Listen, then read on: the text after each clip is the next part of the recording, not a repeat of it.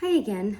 It's Ashwini Ramaswamy, and I'm here for the third day to discuss a different aspect of Let the Crows Come, my newest work, which is for now postponed with touring. But I'm taking this time to mine the different influences and inspirations behind that work. So today I'm going to talk a little bit about the narrative inspirations behind Let the Crows Come. I believe I did mention earlier that the idea of the piece was to reconnect with ancestry, with this idea that the coming of the crows and receiving the offering of the rice signifies a message from the ancestors.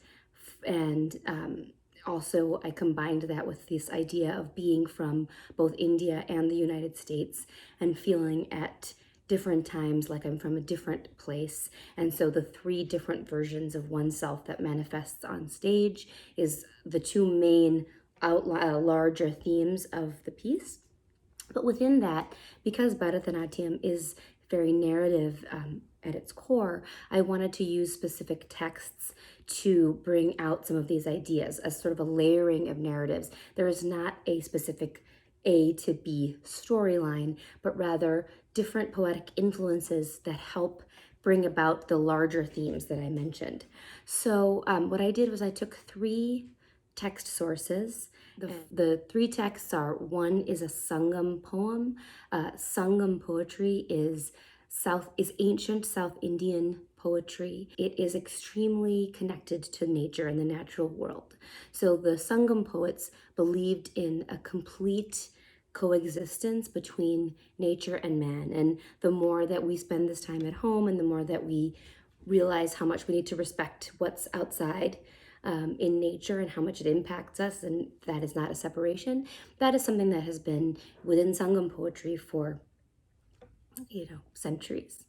And so I wanted to use a Sangam poem to be more specific with the crow imagery and being able to use tangible ideas from nature. So creating the surroundings of where the scene of that first section is set. And so I use Sangam poetry to kind of give us a sense of geography and a place.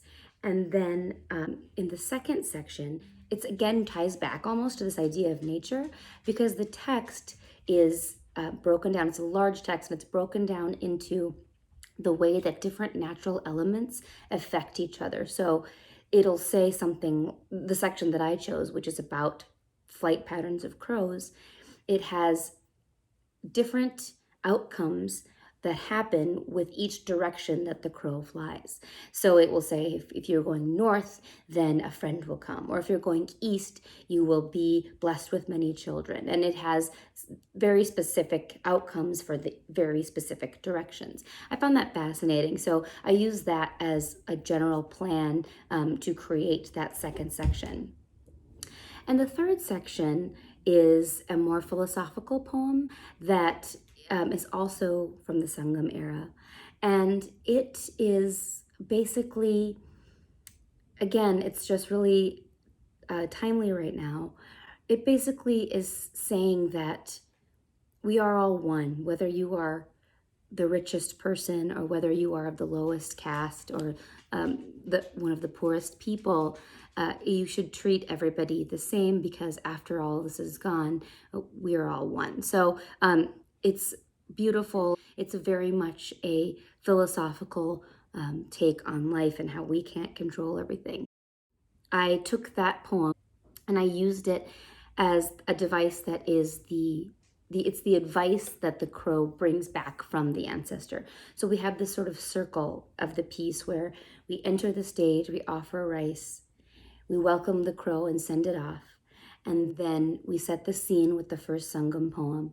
We show this idea of telling the future from the flight patterns of the crows in the second section. And then in the third section, we absorb this very sage advice that, in my interpretation, the crow has brought back from our ancestors who have passed on.